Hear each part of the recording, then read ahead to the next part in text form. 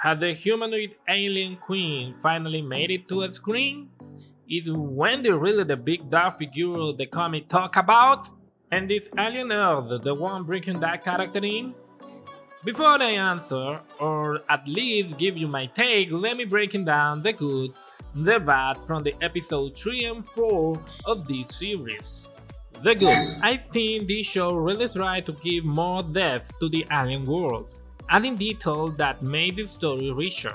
It keeps that horror vibe alive, and of course it's true in humanity's moral dilemmas, like Morrow's asking, when does a machine stop being a machine? Or when the couple of scientists wonder if they really transfer the kid's mind into the synthetic, or if they just train the AI to copy their memories and behavior. What's scary about Alien is how it reflects real humanity. If we ever want life to survive, we gotta go to space, because the sun will die one day, and with it, Earth. Colonizing space isn't a maybe, it's a must.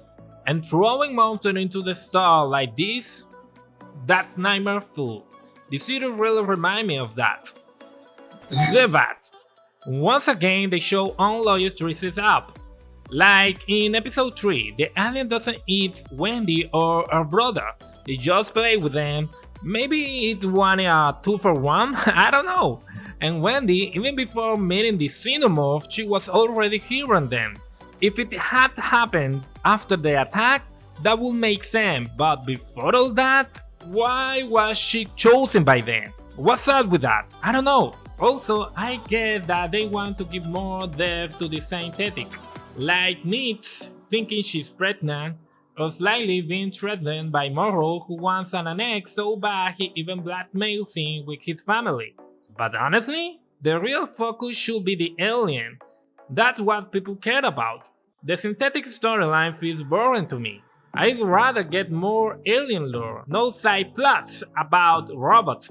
Well, at least it's my opinion. And I know the robots are important to this story, but even with that, meh. So is Wendy the Alien Queen? First of all, this character comes from the Alien comics, and I think it's kinda confusing to pull lore from comics into the shows or movie. Especially when this series is supposed to be a prequel to all the Alien films. The core idea should come from the series and movies, and then comics can tell side stories, or honestly, maybe comics shouldn't even be canon, because it just makes things harder for fans who love the creature but don't read comics. This isn't superheroes, you know? It's something different. The closest thing to an alien queen origin is explained in the comic Alien Icarus. To keep it short, and really short, a genetically modified insect stings a human, infecting her with something like the black goo from Prometheus. She mutates, and in the comics, the alien accepts her as their queen, even though she isn't impure. Fans don't like that because it just feels like another mutation. That's why this series might finally give us the true 100 canon origin of the Alien Queen. I mean, the human Alien Queen. What you think?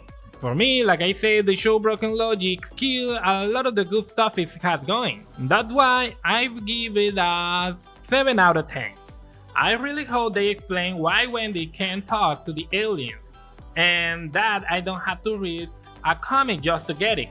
The story should stand out its own. That's my review. Check it out my last one and more geek video on the channel. Catch you in the next time. See you.